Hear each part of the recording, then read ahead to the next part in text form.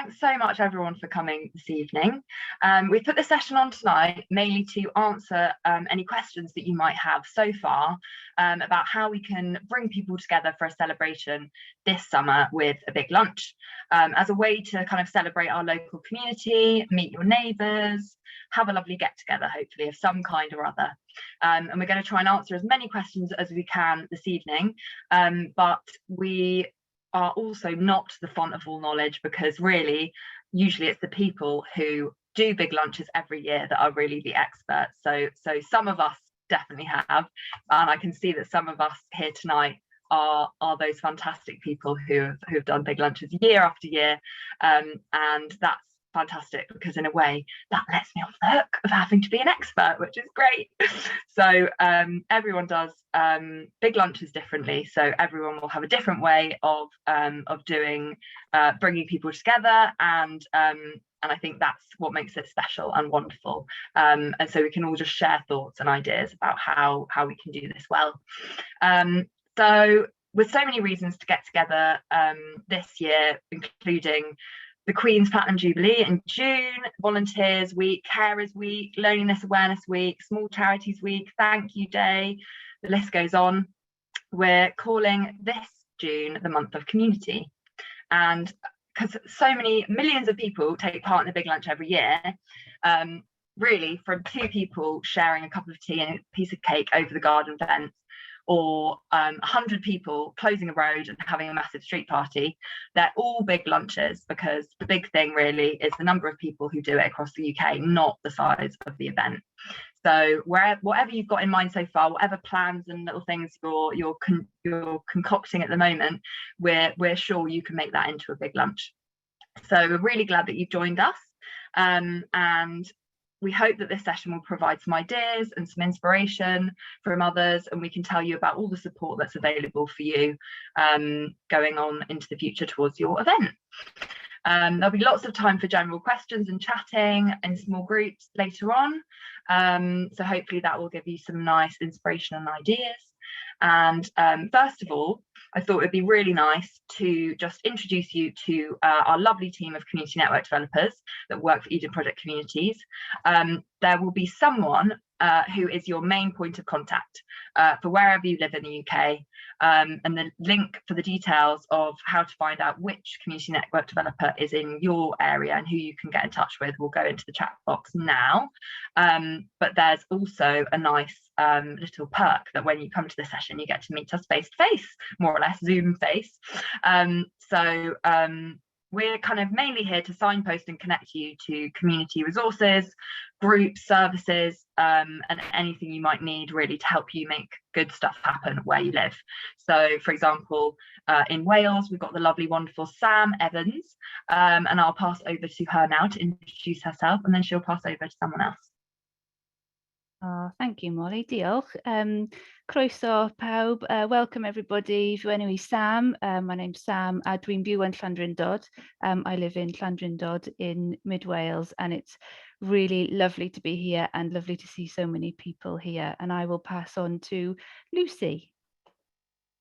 Hello everyone, I'm Lucy. I'm based in Robertsbridge in East Sussex, and I'm the community network developer for London and the South East. And I will pass to Darren.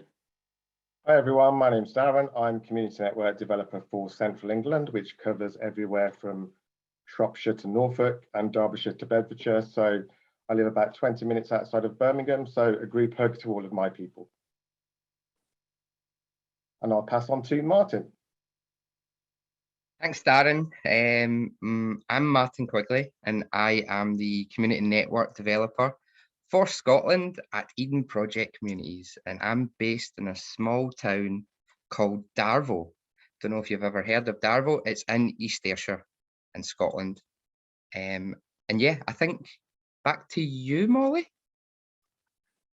Sure, yes, there are lots of other community network developers, thank you everyone, that you can get in touch with, and they're not on the call tonight, but they will be on the website, so you can contact them from there. So I'm going to pass back to Martin for a quick warm-up now, and then after that we will have some breakout rooms. So over to you, Martin. Thanks, Molly. So hi everyone, great to see so many people here on the session tonight.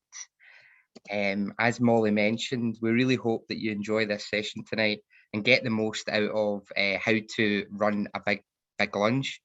By the end of it, we're hoping that you'll all be feeling super confident and perfecting those finer details. So I thought I'd just quickly start by doing a couple of icebreakers, just to try and engage with everyone as a collective group. I'm hoping that there's not going to be any technical issues, as there always seems to be technical issues when I do this. So I'm going to begin, and let's play a game of raise your hands.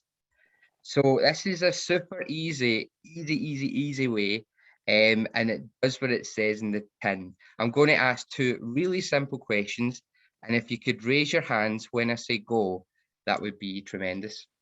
So just to clarify, to raise your hands, please go to the reactions tab. I think it might be at the bottom of your screen. If you're on a mobile, I think it might be somewhere else. I'm not very sure. And if you're having any difficulties with raising your hand, please don't worry. I can see quite a lot of people raising their hands already. You can throw me an emoji if you think that's better, or you can put it into the chat box. So are we ready for the two of the simplest of questions? The first one is, raise your hands if you have signed up to do a big lunch for us anytime in 2022. Go. Woohoo! Yes. Seeing lots and lots of hands. Fantastic. Great response. Good job. Good job. Right. Second question. Could I see a raise of hands of who is still undecided about hosting a big lunch in 2022, or is still thinking about signing up? Go. Right, a few more. Fantastic, excellent. Right, ideal. Seeing so many hands, ideal.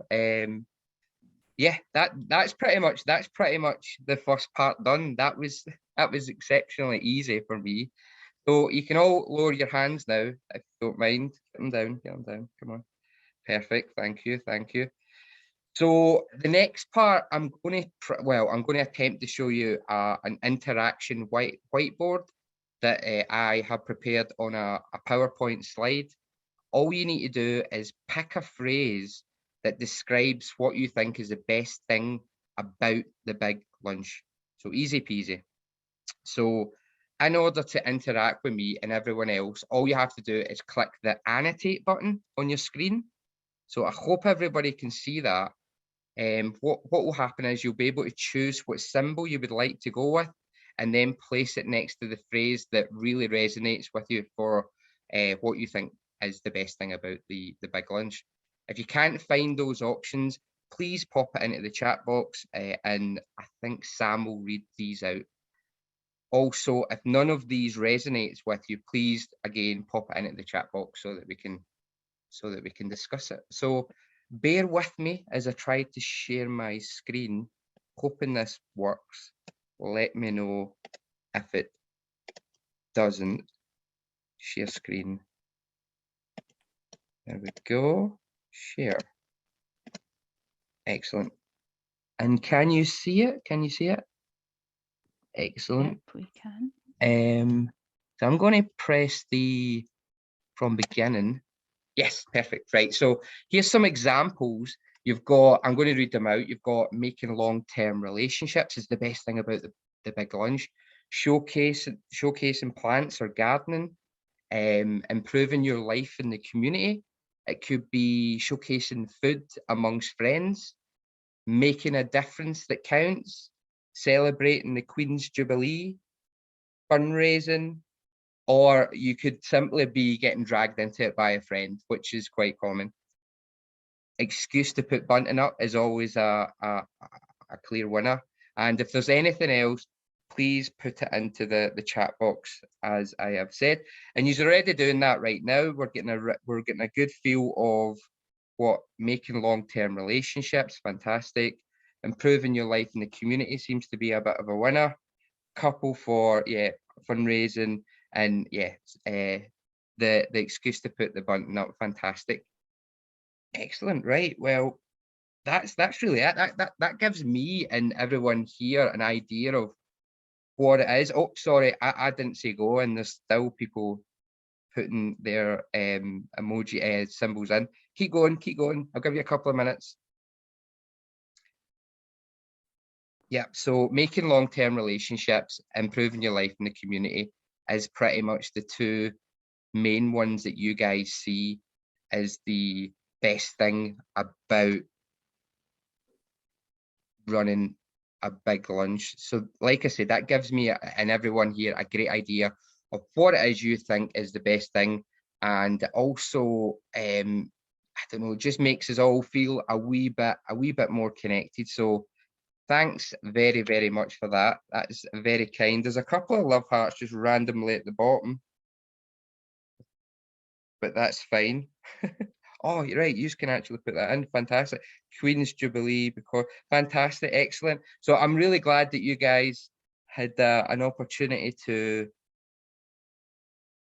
put in your reactions. It's great. It's great.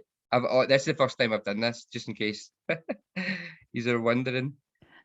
So yeah, what I'm going to do, I'm going to pass you back to Sam. I'm going to actually stop sharing. I'm going to stop sharing. Fantastic. Thanks, guys. And I'm going to pass you back to Sam, who is going to give us some context into the session. Brilliant. Thank you, Martin, and congratulations on no longer being a newbie at annotating and using Zoom tools. Brilliant. Well done. Yeah, good evening, everybody. Lovely to see everybody, like I said. So yeah, I'm going to start with a little presentation just to give us some context to how we've arrived here today and why we're even talking about the big lunch. And then later on, Gronya's going to help us bring that to life with some examples of some big lunches that she's done herself and others have done as well, to give the whole range of spectrum of big lunches that can occur. And then we'd love to hear what you've got planned as well.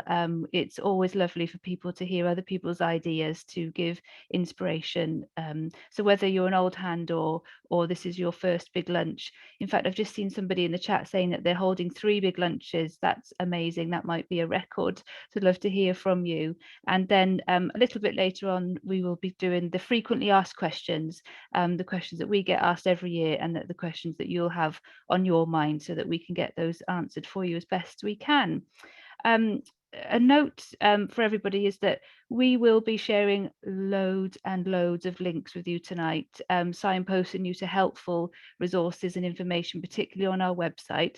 But if you're like me and you have all of these links and you think, what on earth do I do with them afterwards? Where do I store them? Don't fear, because in your follow-up email, we're going to be sharing just one link with you there, and that will give you access to all of the resources that we are sharing with you tonight. So although we will share them so that you can have a look at them tonight if you want to, don't worry about having to save them. We will share them all with one handy link in a follow-up email. Okay, let's get going. So it's not a presentation if you don't have a PowerPoint, is it? So let's see if I can not do death by PowerPoint, but try and make it a little bit interactive. So the big lunch how-to. So yeah, I just wanted to give you a little bit of background and context to how we've got to today. So Eden Project community. So the big lunch is an idea from the Eden Project. You'll know, if you've heard of the Eden Project, that it's all about connecting people with nature and the environment, and about looking after our environment. But I suppose we had a light bulb moment back in 2009, which kind of spoke to us and said that's really great, but the only way that we can connect people with nature is by connecting people with each other first, and that by connecting with each other means that we're best placed to tackle the challenges that come our way, whether that be people challenges or environment challenges. So our principles, we have our mission about creating a world full of happier and healthier communities, but really our principles are about creating opportunities for people to share more, connect with others, and have fun. We want to support and encourage people to get involved where they live, to build greater empathy with one another, and in turn greater empathy for the world around them. We exist to celebrate the human and the everyday. So none of us here are superheroes. We're just ordinary people that want to make a little bit of difference in our patch of where we live. And leading on from that, championing inclusivity and celebrating diversity. And so leading on from that, the big lunch for us is about creating a national shared moment where people can unite together and neighbourhoods and communities can come together to talk about what it is they want to change where they live. So how do we do this day to day? So the first thing is by the big lunch, which is our annual get together for neighbours. It's been going since 2009 and every year brings millions of people together.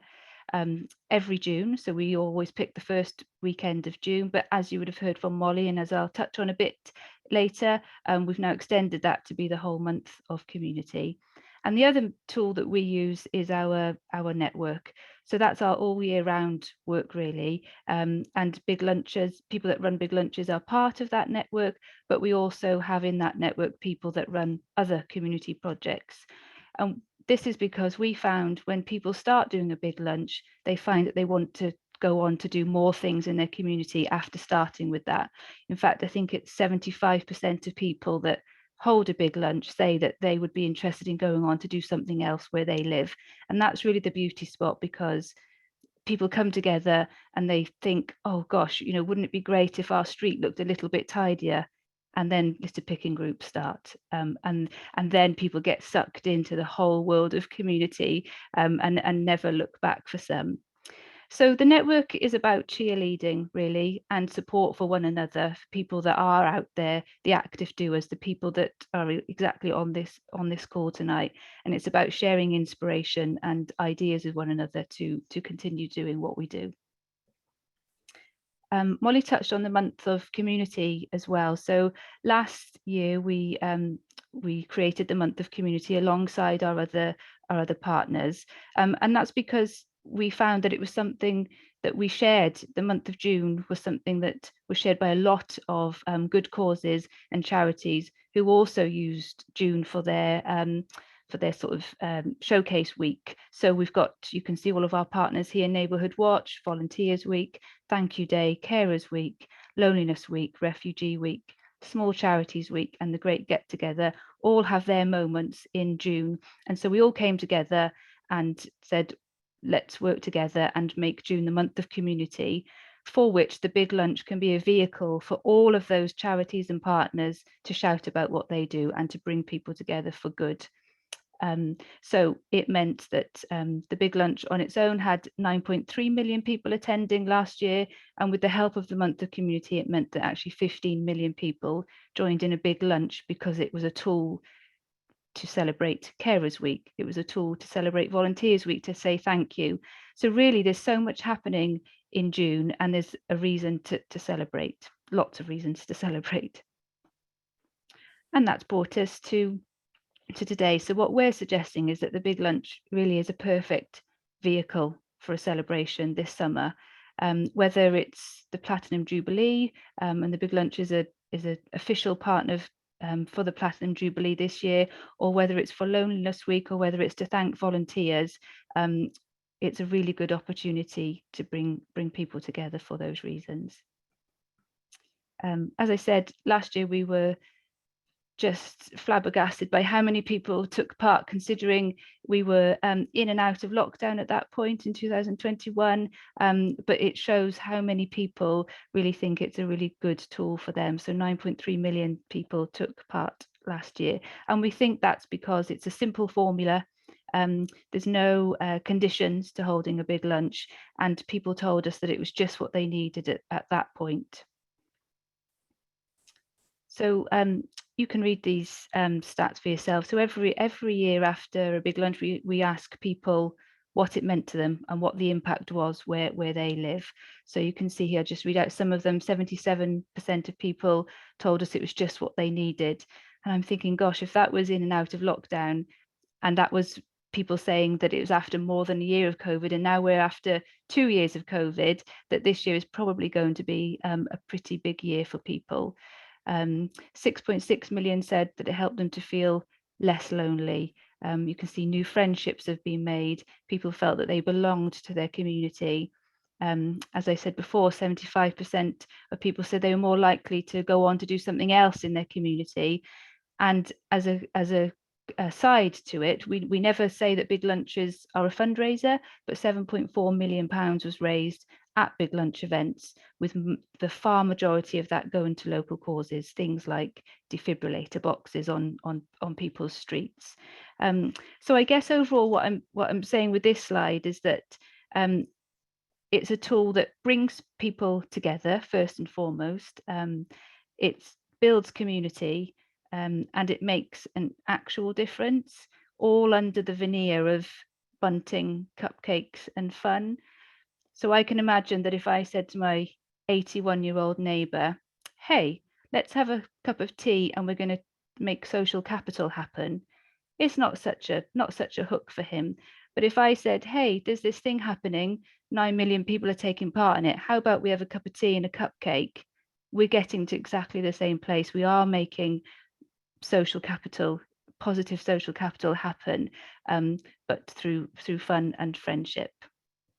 And on that note, I'm going to hand to Gráinne to give us some examples of where this has happened. Evening all, how you doing? I'm Gráinne McCluskey, I'm based in Northern Ireland. So you'll see a few images from Northern Ireland mostly now. So my apologies if you're not here, but you're missing out because we have had so much fun with the big lunch over the last few years, and I've had a pleasure to be involved for 10 years now. And I can honestly say it's a joy. It gives you so much satisfaction to see people, making new friends and making connections and reducing loneliness where they live. So my colleague Kathy Black, who's joined us this year, is based in Newcastle in County Down, and sadly Kathy has COVID, and so you have me instead. But I'll do my best to make the most of it. So Kathy has added an image here of her own big lunch, which is basically just behind her house. And we wanted to show you, for those of you who are doing it for the first time, that a big lunch really is what you decide it to be. You decide what is right for you and what's possible. And I always say, what's not going to stress you out? And you kind of build on that, and you can either choose to build on that ongoing through June and do other things, or do it once a month, or just decide to do it annually if you choose, or maybe once is enough for you, but hopefully not. Hopefully it's on to bigger things. Can you just click on for me? I think I'm not able to do that. So yeah, this is just to let you see that we don't know what COVID has in hand for us, but we're hoping we're coming out and we're moving on. And this was last year doing the social distanced approach, and just to show you that whatever happens where you live, you can make things happen and you can work with what you have. It's about what's possible, and I think that's kind of what we need to hold on to tonight, is what's possible for us. And then on again. So just to say, I know that some of you will be from growing backgrounds and potentially be working within community groups and things. And I always think the big lunch is a great way to showcase a project to new people. So sometimes we sign people up and we get the same faces coming back. Whereas if you're doing something under the banner of the big lunch, you kind of white labeling it in the sense that people don't need to feel the permission of being part of your group. And that might sound strange, but sometimes, and particularly in rural areas like where I live, there are certain groups that you don't think you are part of or you're able to go to, and then there's an opening and you meet them and you realize, actually, this is perfect for me. So my idea here with this image is to show you that food waste can be great for a big lunch, and we have lots of recipes on our website, including this lovely one from Cultured Club. And Dervla is a network member, and she produces this lovely tangy tomato salsa recipe. But also to say that, sometimes things like leftover seeds, like mustard seeds and things like that, can be a really lovely, simple and free thing for you to grow with your neighbours or with your group and share and offer in a very cheap way. And they're also really delicious, and sometimes people will have had their very first chance of tasting a microgreen. So just little ideas there for you. And on to the next one. So again, sometimes it's a run up to your big lunch that can be the most fun for you as organisers, a chance to get the place in order, whether that is a lick of paint into your village hall or a nice clean up of the village. But use your big lunch as an opportunity to get people involved ahead of time, and you can be sure then that they will be bringing the crowds on the day because they're really proud of what they've achieved. And this is an example of just a big spring clean in Newcastle, which was done through Live Here, Love Here, which I think would be Keep Scotland Beautiful, and various organisations across the UK. It's also an opportunity, if you're part of a group, to get some media interest in what you do. Why not invite your local journalists or your local media people? There's always somebody lurking somewhere in a village who's got a media label on their head. Invite them to come and make sure they get a nice big piece of cake, and they will provide you with a really lovely write-up. We're just showing this one, and there's another one coming after this, to show kind of what Kathy got from some of the big lunches that she has done. So one of the ones she did actually was around bringing a community group together in an estate where they had been having a few back and forth as neighbours, as we do sometimes, and they used a big lunch to come together, and the housing executive and the local police and various different organisations supported it, and it was a lot of fun, and they went on to formulate a community group with the support of a local community network. So, you know, lots of different things come out of big lunches, and, you know, it is very much a fun time, but we always say it's not just about the cupcakes. And on to the next one. So I wanted to show you that, you know, the big lunch comes from the fact that everybody takes part together and we all have a really big fun time, but actually sometimes it's about taking the first step. So, you know, if for you decide that you're not going to do a community activity of that size for whatever reason, take part anyway in some small way, whether that is simply having a natter with a neighbour over your fence. We are partnered with Time to Talk, and we do quite a lot to encourage people to take time to talk, you know, throughout the year with our organisation. It's not just about big lunch. And I know that you will all in community organisations across the UK be thinking about what you can do now as we hopefully move out of the pandemic. We are still going to have a legacy of loneliness, and we can already see higher levels of anxiety, particularly amongst children now. So there will be a need for some of us here a wee bit louder, if you like, to reach out and connect and do our best to help support people to feel comfortable again in groups. And on to the next one. We love to have a bit of fun with the big lunch over here. And this is Margaret Cunningham in the middle, dressed in the blue and white, Alice. And she's based up in Hazelbank in Derry. This is, she works for Egg Housing. And the housing organisation been a long-term supporter of the big lunch, particularly Margaret here. She's a real ambassador for us now in supporting other people where they live to get started. But she themes hers every year, and this year they're doing a fairyland activity. So on to the next one. This is my village in the Glens of Antrim in Waterfoot, and it's really a very inclusive way. I think Savio put into the chat earlier that you know, it can be a really good way to bring people from all backgrounds together. You know, we in community try our very best to be inclusive, but sometimes for lots of different reasons it can be difficult to get transport and get out and about to do things, particularly when you're not well. And the lovely thing about the big lunch when it happens on your street is it's right at your front door. So I have had it where older people who can't even get out the door get their lunch brought in, and the windows are open and they hear the music and the joy. And it's just a really inclusive thing to make happen where you live. And it doesn't need to cost much. If you look in the background there, that marquee, we just simply borrowed that, put it up, and we gave people the chance to bring their community group information. So the key thing was they weren't allowed to just have leaflets, they had to have something fun for people to take part in. And that's a really lovely way to provide your activities free of charge. On to the next one. This is the Fold Housing Association in Portrush. We're famous for the Open Golf Championship up there, but I always see Portrush as the place you go for ice cream, fun and conversation. And these ladies here and the gentlemen who are hiding at the back of that had a very good time, and that's actually somebody's 90th birthday as well. On to the next one. You need to close the roads, but in some cases, but if you are not on a road, you can do it on a in your back garden, or you're struggling to close a road, look for opportunities nearby. Was there somebody wanting to speak there? Nope. And then this is the other one, was just to say, you know, if you're concerned about the sharing of food and people swapping food this year, that's understandable in some cases. We need to move forward at our own pace. And I think picnic style is a way to make it happen if that's an issue for you. That's my son in the front there in the red and black with me. And that was one of my first big lunches 10 years ago, can't believe it.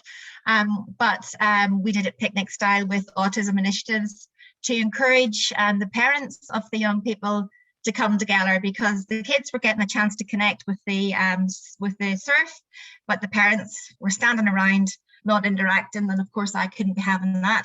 So we organised this, and it really did give them a chance to open up and actually share tips and hints, supporting parents who were starting out with a diagnosis from people who maybe had a longer term and more settled, I suppose, approach to it all.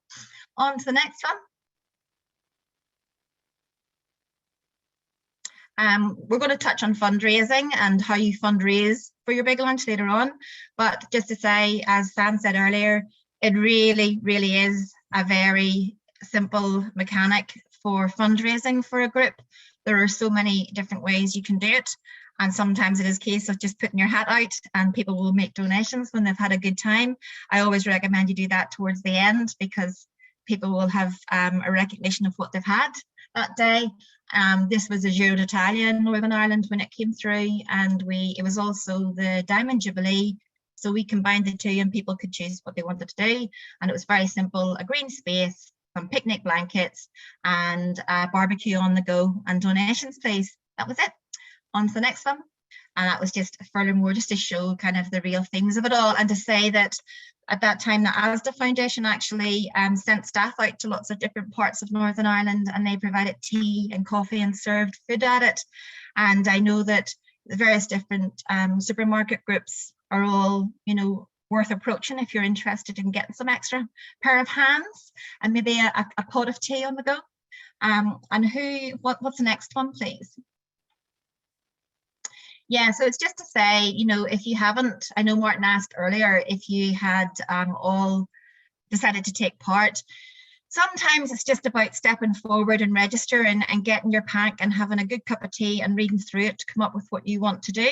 But we are a good team of all different people across the regions, and we are here and ready to help and support you. So please don't be afraid to put up your hand and say, look, I've been trying to get this off the go, it hasn't worked. Have a chat, because it's better to try than to sit back and never have tried at all. And back to you, Sam. Oh, that's lovely sentiment to end with, Grania. Thank you. So that's given you a really lovely flavour of all different shapes and sizes of styles of big lunches. So now we're on to the sort of how-to section. So I'm going to quickly share a 50-second video with you to get us started on this section. And it's a video that went live this week, and it's something that you're able to share with people in your own communities or on your own social media or in emails with people, if it's useful to you to get people enthused about the big lunch. So let me just find that for you. Give me a second. Here we go.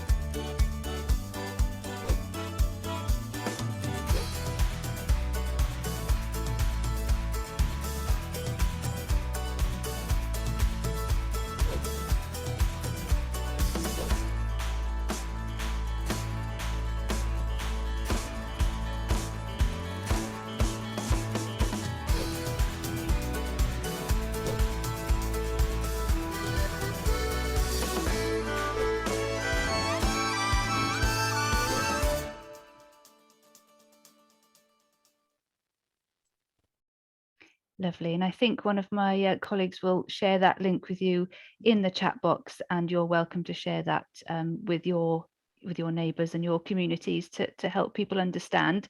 And there we have it, a big lunch in 50 seconds. How easy is that? I appreciate there's a little bit more to it than that. So I'm going to take us through a little 8-step guide to it now. So Here we go.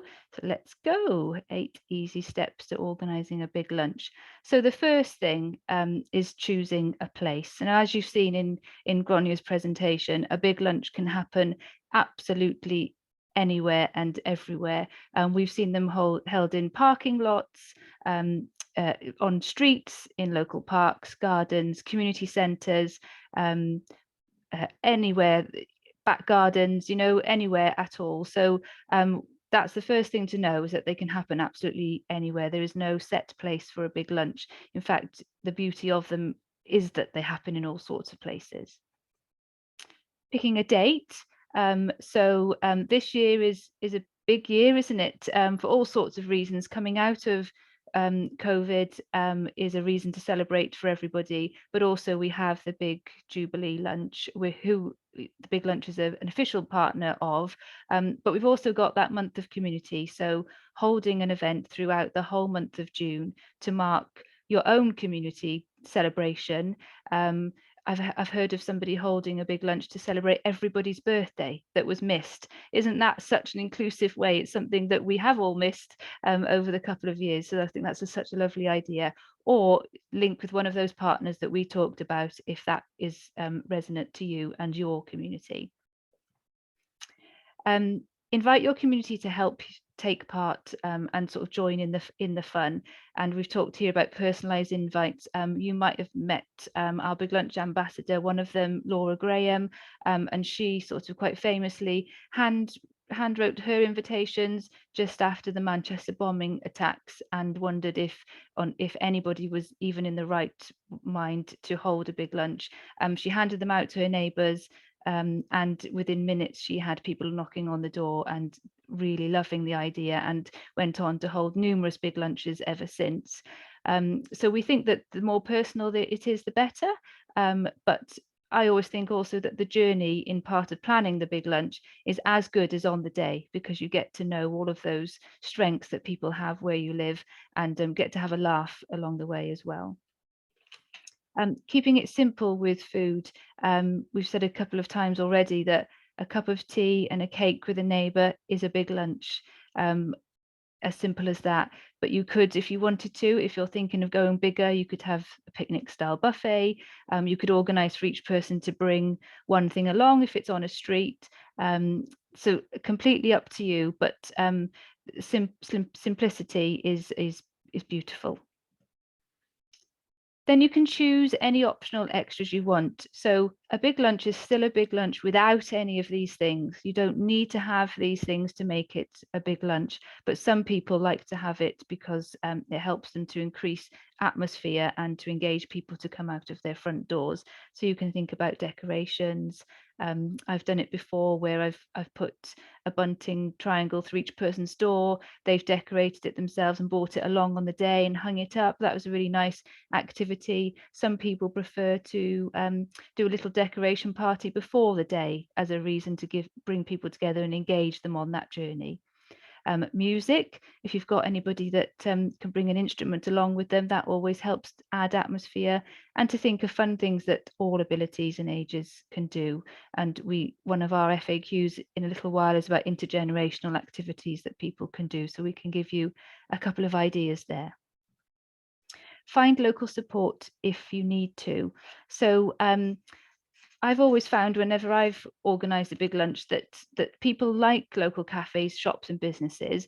They need a way in, so they want to help and they don't often know how to do it. So for the big lunch that I'm organising this year, we've said that we're offering businesses to sponsor a table. So people can come forward, give whatever they want to, whether that's in kind, so whether it's gifts or money in order for us to spend on it.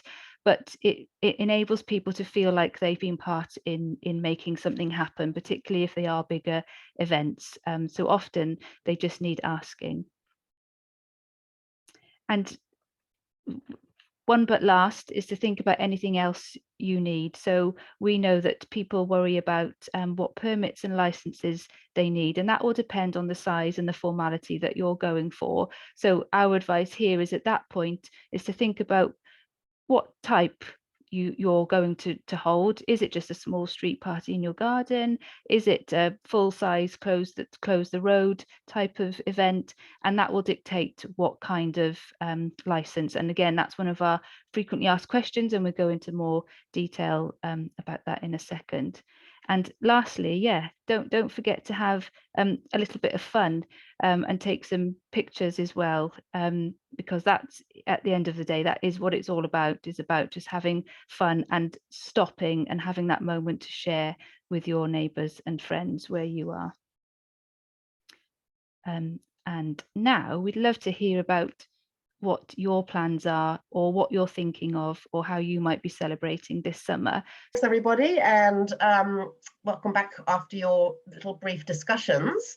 We'll try and keep this session a little bit contained so that we finish on time, but I wondered if people would like to share what happened in their breakout rooms, some of the content of your discussions, perhaps if you could come up with perhaps one of the best ideas that came up from your groups. Molly is running this lovely Jamboard, it's called, isn't it?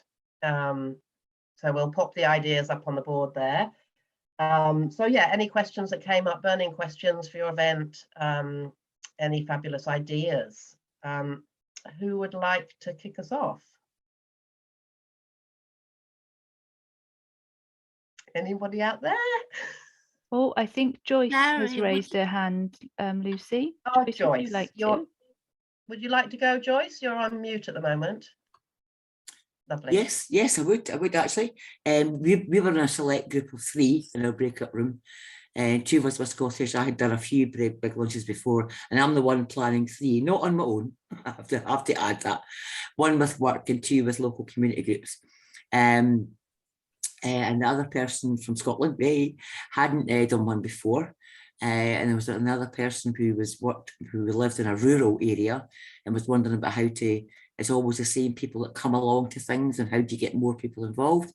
One idea I had, because I work in I'm a dog person, when as soon as you said rural, I thought, I bet they've all got dogs. And I think, well, we can't have dogs with food and all that thing. And we had this idea, we didn't actually manage to action it last year, of having a fun dogs crafts kind of agility stroke daffy cups and rosettes for dogs, because the park I work in Dundee, it's a mental health recovery project, but the park round about us is just like, you get to know the dogs much quicker than you get to know the owners, that's certainly sure. So there is a demand, I think, for certainly not always older people, but sometimes that's the case in this particular area, to think, well, I can't go there because I've got a dog, and you know, there's this exclusion zone because you've got a dog. So like, dogs are welcome, you know. So I suppose that you have to be careful about your dogs and food, I suppose, because obviously it's a natural, like, gimme, depends about what breed of dog it is, of course, you know.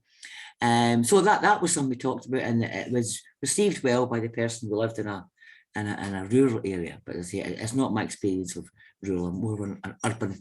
I'm a town city girl. So that was something we talked about.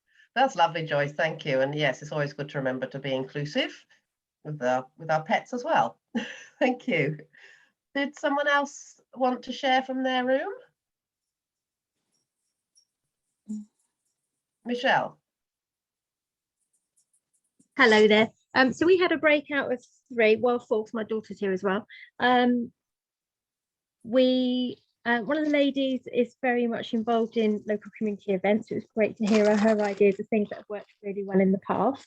And another lady has attended several local events to her. And again, there were some really good ideas coming out around what made them successful. And that led on to a conversation around, because Millie and I are organising our first street party for the Queen's Jubilee.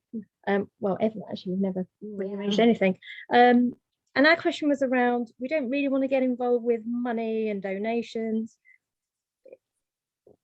What was the advice around that? And I think it was Rani in our group that said, just asking people to bring what they want.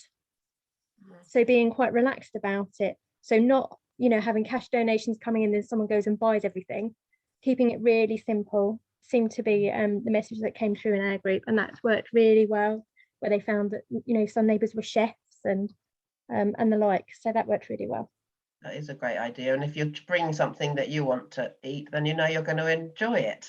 Yeah. Thanks, Michelle. Was there anyone else would like to share? Can I share? Yes, please, Valerie. Yes. One thing that we have done locally here in Wales is bring in the local choir. That brings in quite a lot of people, and actually the choir has increased in size through lockdown, which surprised me. But they also bring their wives and so on.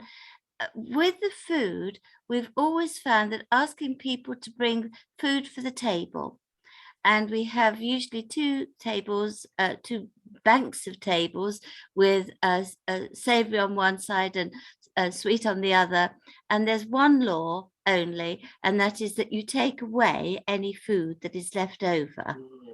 So we don't want any wastage, and also it means that the dishes go home and get washed at home, so that saves. We've also had a raffle prize. Asking people to bring a raffle means very often they can get rid of stuff that they don't particularly want, but we also always have raised enough money to pay for the hire of our village hall. That's really important, isn't it, that you're not out of pocket? That's great, thank you. Thanks, Valerie. Was there another share around? Anyone else like to share? We were just talking about how you can engage young people. So sometimes at a big lunch, it's hard for a teenager to feel involved. They can feel a little bit like they're too cool for school. So one of the suggestions I had was that you actually encourage to have a teenager or some teenagers involved in the activities for the younger people, you know, for the entertainment. So on my street, the teenagers were in charge of the sign that said, "Welcome to your big lunch," and put our street name on it and getting that set up. They also had a group that were in charge of helping put up the decorations, and they did the face painting, which made it very, very cheap activity, and they loved it because they were face painting each other, the children, the street, their grandparents. And there are lots of fun ways to get involved, and we've loads of ideas on our website. So that was our tip. That's great, thanks, Grania. And just to comment as well that some of these have been questions, and we've got a frequently asked questions section coming up, so we'll address the questions towards the end of the meeting. Would anybody else like to share? We, the younger people, we did once have a battle of the bands, and that was very successful, brought in lots of teenagers, and we had a lot of good dancing too. That's lovely. Yes, we do like the intergenerational activities. Great, thanks, Valerie. Well, we might, unless anybody else wants to share, we might move on to the frequently asked questions, because then we can take some of these questions that have raised. I will hand back to Molly. Fabulous. Thank you so much, Lucy. I'll just stop sharing. So I think actually I'm going to swap over to Sam sharing her screen so that we can see the FAQs. Thanks so much, Sam. So we're going to try and answer some of these questions for you, because these are some of the questions that we get asked most often about how to set up a big lunch and how to organise certain elements in the lead up and at the event itself. So if you have any comments or suggestions yourself, please put them into the chat box, because we'd love to hear what you think too. And I think first of all, we're just going to try and approach the how big does a big lunch need to be, because we get asked this a lot. And I guess sometimes the title can be misleading. So I'm going to pass this one to Sam. Thanks, Molly. So I've got an easy one, so that's great because we've already talked about this during this evening. So nothing is too small, and as Molly and Grania said earlier, that the big thing about it is that everybody is doing it at the same time around the nation. So a cup of tea with a neighbour over a fence is still a big lunch because it's contributing to the bigger picture. And we think that small is beautiful. I've held big lunches that were just a few people in my garden, and I've also held big lunches that are for 400 people, and I can honestly say that the connections that are made are much stronger and much more beautiful at those smaller big lunches. So no big lunch has to be big. Wonderful, thank you so much, Sam. And for the next one, I'm going to pass over to Grania about how you can get funding to help cover the costs of your big lunch, and how can you use your big lunch to fundraise?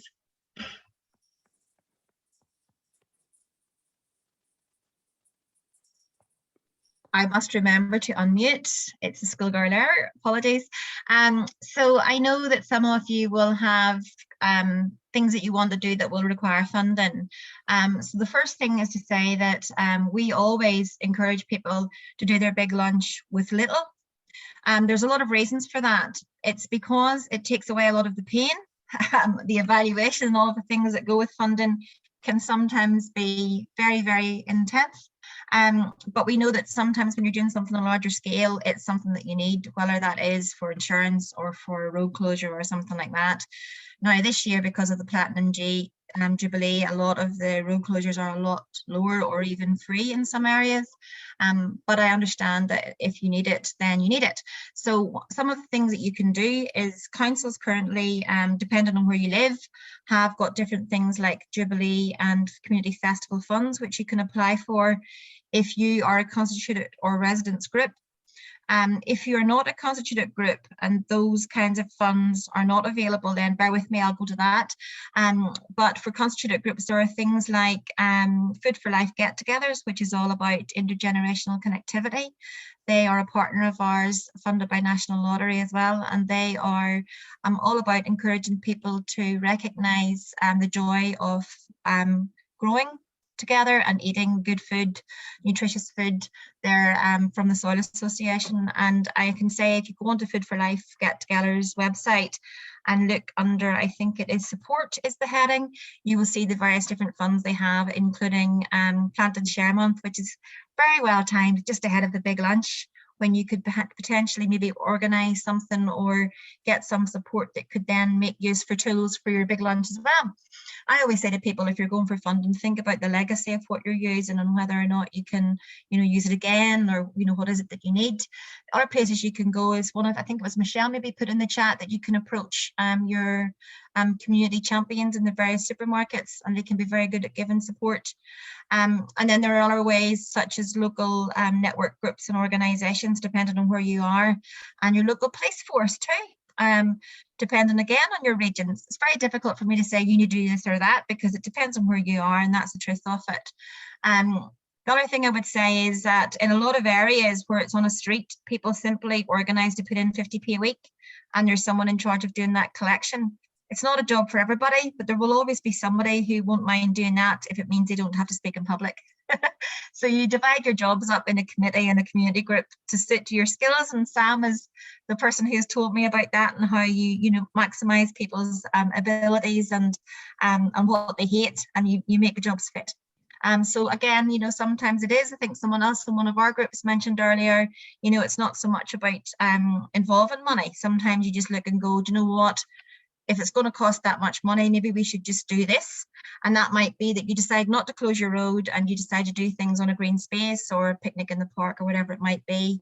A game of football and a picnic can be just as much fun sometimes. The other thing I was going to say to you is there are little things you can do, like say if you're on a street, stealing one of Sam's previous ideas too, copper kilometre. You can make that a 10p kilometre or whatever you want to do if you're trying to make a bit more money, and see how far you can get down the street ahead of your event. Lovely photograph and lovely images to also share on the day and as part of your memory album afterwards. And then there are other things too that you can do. Yes, we have a hard time, but do you know what? Local businesses have a lot of pride in their community, and you can involve a local business. But if you do that and get some support from one, please remember to recognise them, whether that is with lots of shout outs during the day or with a sign that says thank you for the support from, because it's important for people to see where you got your support.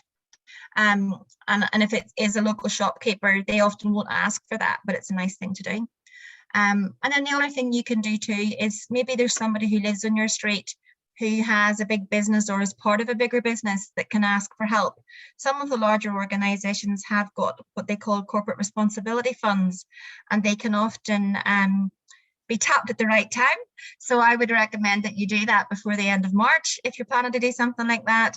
And that could be anything. Any of the bigger labelled bands or banks and different organisations like that might well have a little bit pot of money that they put towards supporting community. And then finally, another idea then in terms of ahead of the day is you can have competitions in advance too, you know, so you can have little things. And this is a thing around being careful about, you know, what you're doing if you're not constituted. So part of the reason why groups and community organisations get constituted is so that, you know, there's a good paper trail and good governance around how money is handled that's coming in from the public. But there are things that you can do on your street too. So for instance, if you're buying a marquee or something like that, you could ask yourself, do I have the benefit or the need for this longer term? Or is there somebody in the street that does? And when we on our street got going with this 10 years ago, myself and one of the other mums decided that we would buy it because we had enough people in our family that we would benefit from it over time ourselves, big families. And I have to say we used that thing to death. So, you know, sometimes it's not necessarily a need to get funding for something. It's more about, you know, how you maximise the use of it ongoing and who's the right person to make a purchase. In terms of tables and chairs and all those kinds of things, you can beg, borrow and steal. Don't steal. But you know what I'm saying? It's more about kind of reaching out and looking at what's possible. And I also say that if you're doing something that requires the hire of a venue, one of the other things you can do is hire out tables, so you allow groups and organisations to come along and promote themselves and give them that on the basis of making back the price of the venue. And just to add in there finally, Valerie's idea was the one I was going to share too, which was that you know, have the village hall and everybody has a table. One of the things I was going to say with that was that you can have it that various different groups from the community have a table and they all have like things like an Italian theme or a Greek theme or an Irish theme or whatever it might be, and you can go to their stall and get something for like 50p or 20p, so that all the food is, you know, very reasonably priced. And then the funding comes back in from that, or but you also have access to their materials and things.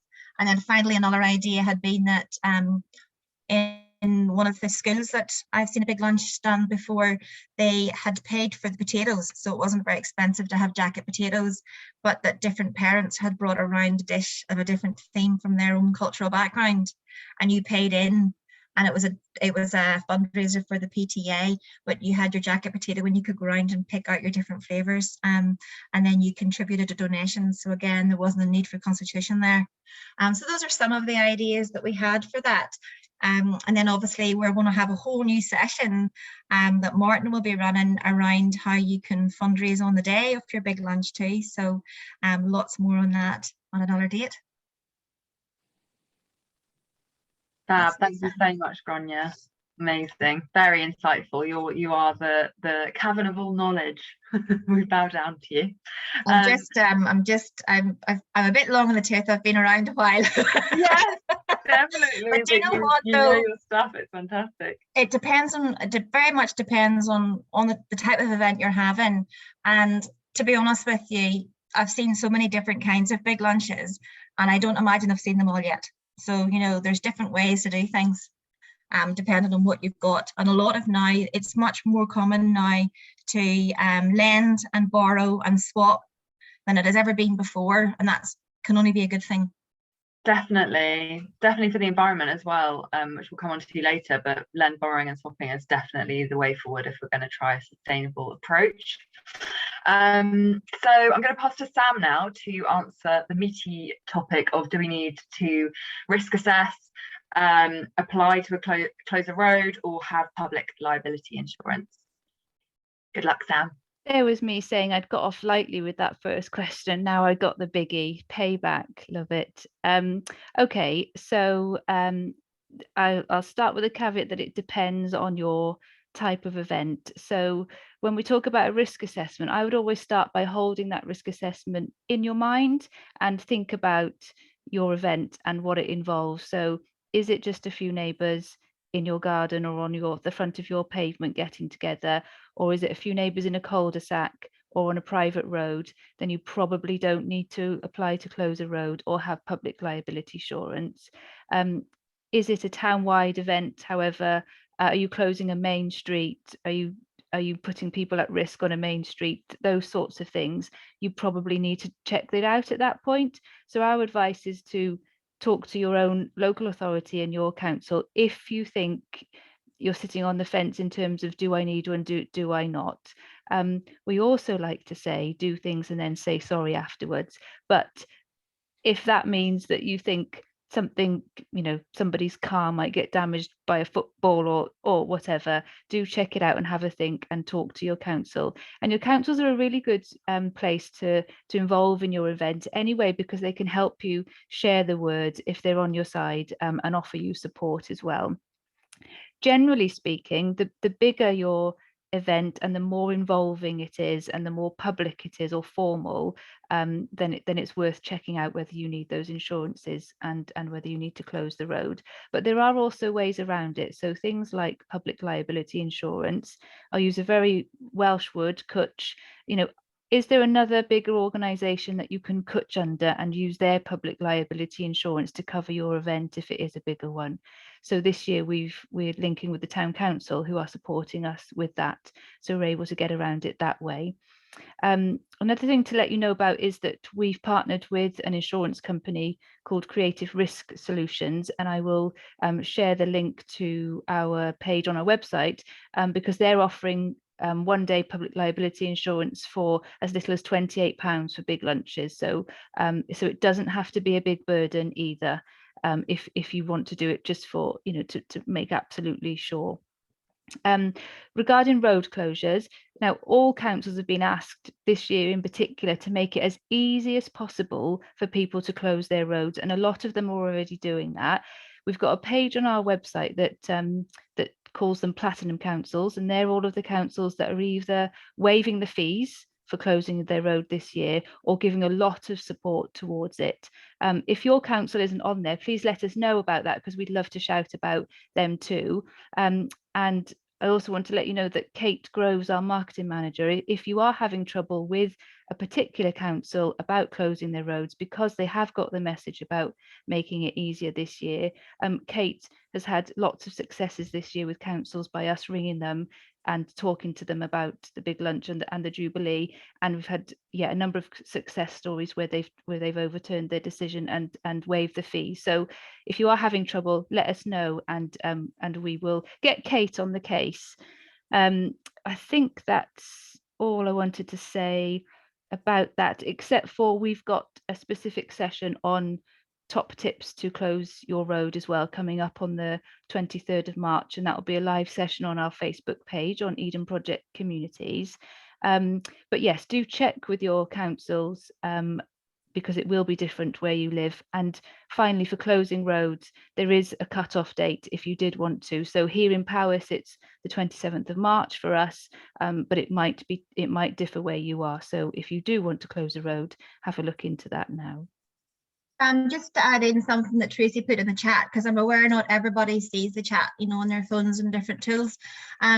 She's watch coordinators do have the lucky situation where they can receive public liability support for an event such as a big lunch, but they can only receive that if they host their big lunch in relation to talking about or doing something in relation to their neighbourhood watch activity, and the neighbourhood watch website has information on that as well. And Neighbourhood Watch Week is actually part of Month of Community, so perfect for any of you to maybe do your Jubilee event and then go again on a wee one. Wonderful, thank you both for that. So now we're going to approach the two questions actually for Darren, with how do you engage and involve everyone, and how can you promote your big lunch in the best way? Over to you, Darren. Thank you, Molly. So who you engage and how is very much dependent on your community and the plans that you've got. Will your big lunch be in the garden, street, park, allotment, school, community centre, community project? We've already discussed that. Gauge interest with your neighbours by posting flyers through doors, introducing yourself, the idea, give some contact details, so that you can start building those close relationships, really. Hold a community day to spark interest, perhaps use promotional resources that we have available, which you can download, just to spark some interest. You could maybe have a cake stall, use some of our promotional resources again, sorry. Perhaps set up a WhatsApp group or Facebook page for members of the street or a wider community, where you can update people with announcements. Make use of the Nextdoor app as well. So that's a really useful tool to get in touch with people in your community, and also follow this up by knocking on doors and introducing yourself. Now the word's out, people feel more comfortable about turning up on the day. Now you've broken the ice, so just remember to smile when you turn up at their doors, and just make sure they feel, you know, warmly welcomed. So include everyone and ask if there's anything that they can do to help you as a way of getting them on board. Everybody likes to feel useful, and there's so many skills available to you in your own street. Children can help decorate with creating bunting, so that's really useful. Don't worry if just a few people turn up. My example was that I invited over 100 of my street, and ended up with about, say, 8 households, and brought neighbours together who had recently moved in with those that had been there 35 years. So communities don't have to be big to be beautiful. And if they're happy to give their names out and their details and their house numbers as well, that's a really useful way of keeping in touch with them. So just pop a little note through the door afterwards just to thank them for their time, and also maybe send them a Christmas card just to maintain those relationships. That's a really lovely thing to do. And in terms of promotion, we've got the big lunch pack, so don't forget to get hold of one of those. So log on and download your packs. And also, once you've chosen a date, it doesn't have to be over the June weekend, as we've already discussed, so it's whatever works for you and your community. Use all our branded invitations and download the digital packs, as I've just said. So if you need a bit more, the digital packs are really useful because you can print those off yourself. So they're really good to get hold of. And firstly, think about your sphere of influence if you're going a bit bigger. So think about the people and organisations, councils, government bodies, anybody that can help you promote your event. Maybe get it in the press, local news, on the radio. Perhaps you've got a backstory yourself. That's always really useful. So use any contacts that you've got and anything that you've done in your own community that could be potentially useful for a press release. So get that into the local press and let them know about your big lunch plans. Then the more that you do in your community, the more influence you're going to have as well. So just remember that. Get those stories in the press. Start being the influence as well as looking for influences. So position our posts in prominent places, such as community venues, notice boards, where they'll be most noticeable. Create an event on Facebook, that's always useful. So that'll give you an idea of the numbers of people that are going to attend, and also potentially help with the plans as well. So share those details across social media. Don't forget to pop it on the map, which we've got a link to on the website. And also take lots of photos with permission and share the big lunch on social media using #TheBigLunch, and keep in touch with your community network developers and let them know how that went, and any other projects that lead from that. So we're all here to help you. So we just look forward to getting in touch and learning what you've been up to. Wonderful. Thank you so much, Darren. That was really useful. So I think we're going to go over to Martin now to find out more about what ideas there are for bringing different generations together. Molly, I've just been looking at the chat there before we move on to Martin there. Can I just add in a little thing before I forget it, because I'm at the end of a long day? And it's just to say, I didn't mention in the funding and fundraising area, but Tracy had highlighted in the chat about Neighbourhood Watch public liability. And it reminded me as well of another partner of National Lottery, and how could I forget them?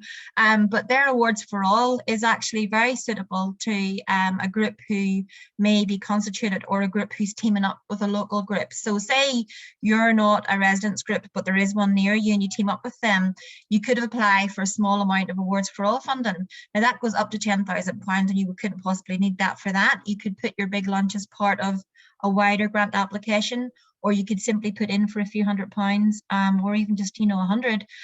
There might be a minimum, it might be 300 actually is their minimum for it. Just look and see, but you'll find it on the National Lottery Community Fund website under Awards for All, and that is probably one of their simplest applications to do. And I think that it takes like a turnaround of between 6 and 10 weeks. So back to you, Martin, sorry. No worries, thank you very much.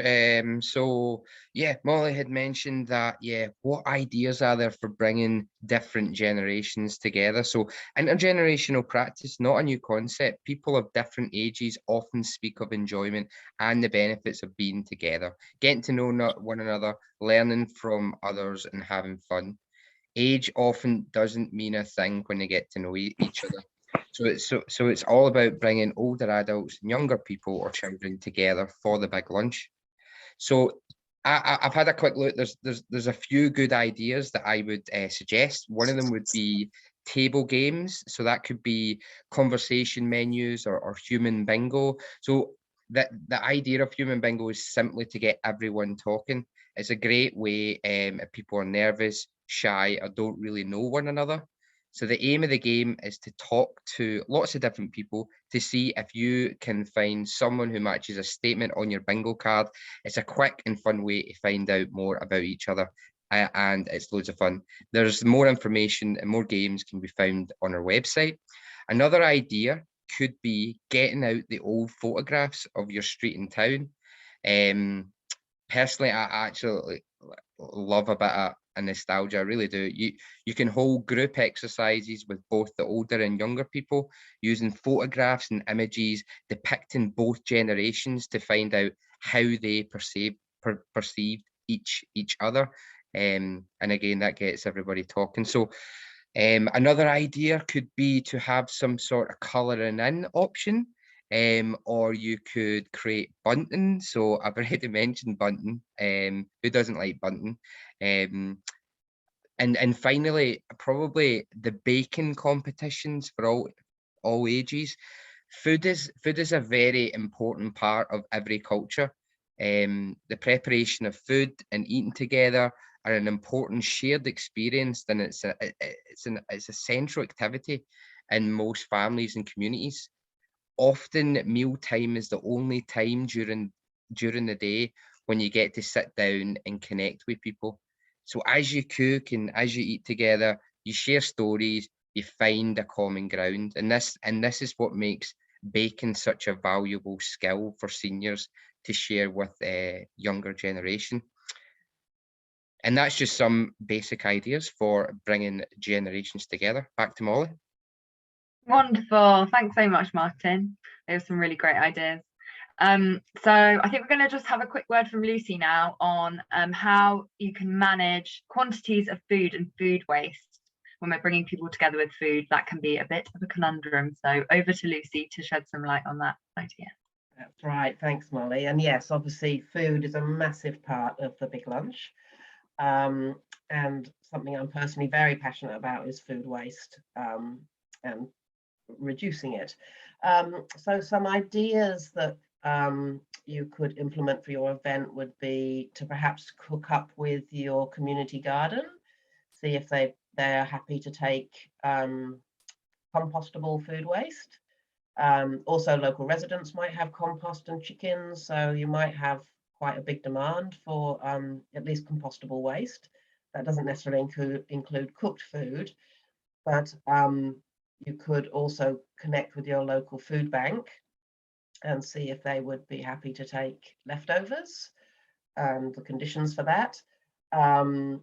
to try and reduce excess food, you could allocate food and dishes to particular people so that you're not having duplicate kind of dishes, and have a sense for the numbers. I know someone in their registration form asked a question about calculating food and drink for unknown numbers. That is very tricky. I think you can assume that there will be waste and perhaps prepare for it in terms of how you're going to manage it. And I loved, was it Marjorie's idea around if people are bringing food that they take the leftovers away with them. I think that's a very good initiative.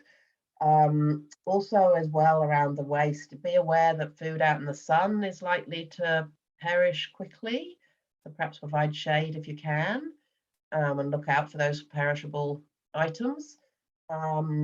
Someone else mentioned in the comments earlier that please label food for whether it's vegan, gluten-free, whatever food allergies people have. There's a lot of them now. So labeled food and perhaps separated food, like meat from vegetarian food, is a good idea. And someone else mentioned about keeping savoury food separate to sweet food. So they're good ideas.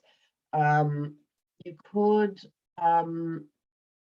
actually just decide to make it a sustainable event. You could package that as a promotional tool. You could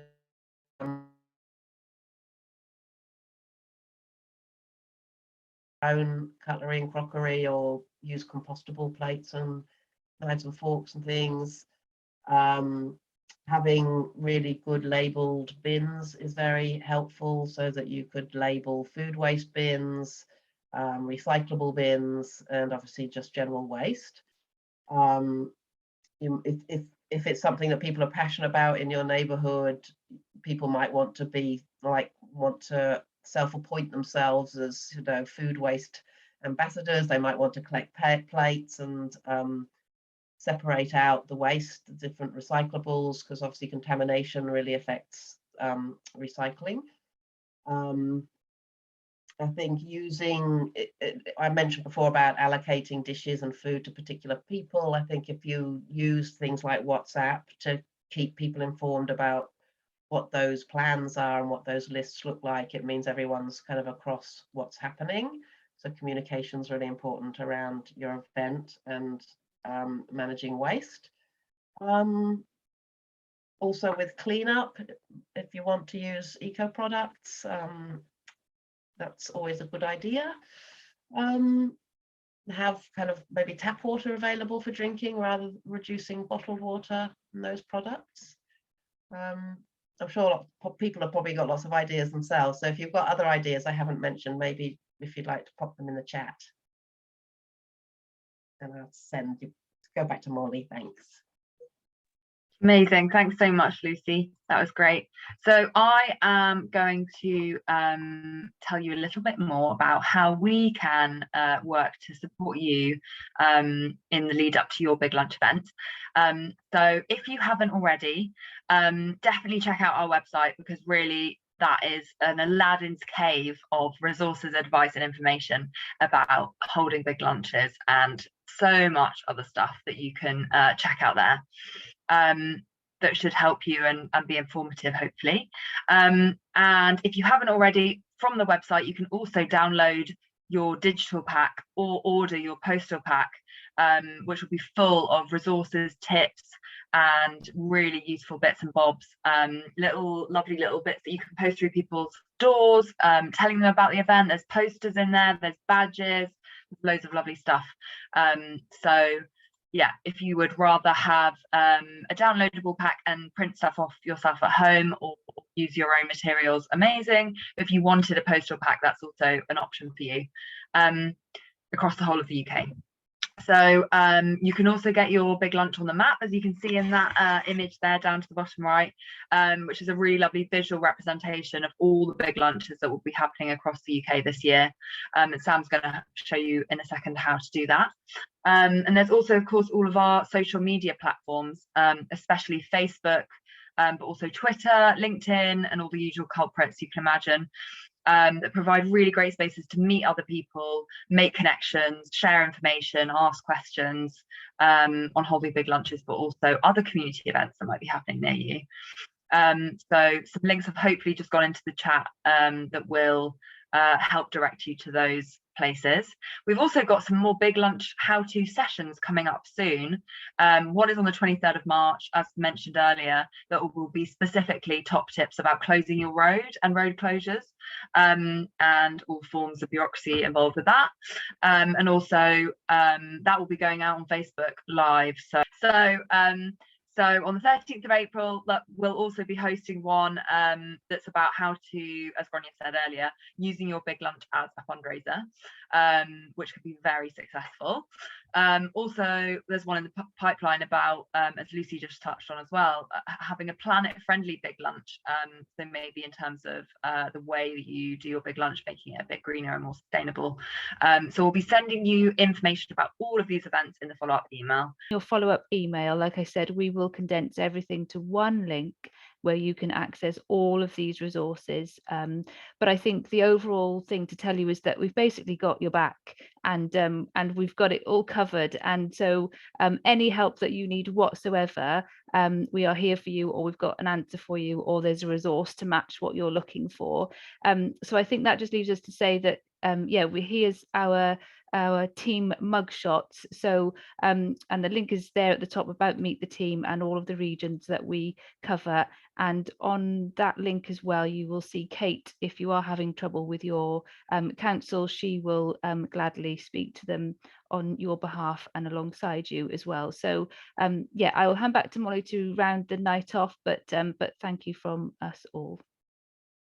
Oh, thank you, Sam. That was so lovely. And so thanks everyone for coming tonight. It's been really lovely. I hope you've gotten as much out of it as I have. It's been really informative, even for me. It's been fantastic. So I hope you really enjoy planning and creating and organising your big lunches, and we can't wait to hear more about them. Please do keep in touch with us because we love to hear your stories. So yeah, really all that's left to be said is may the force be with you, and we hope to see you again soon.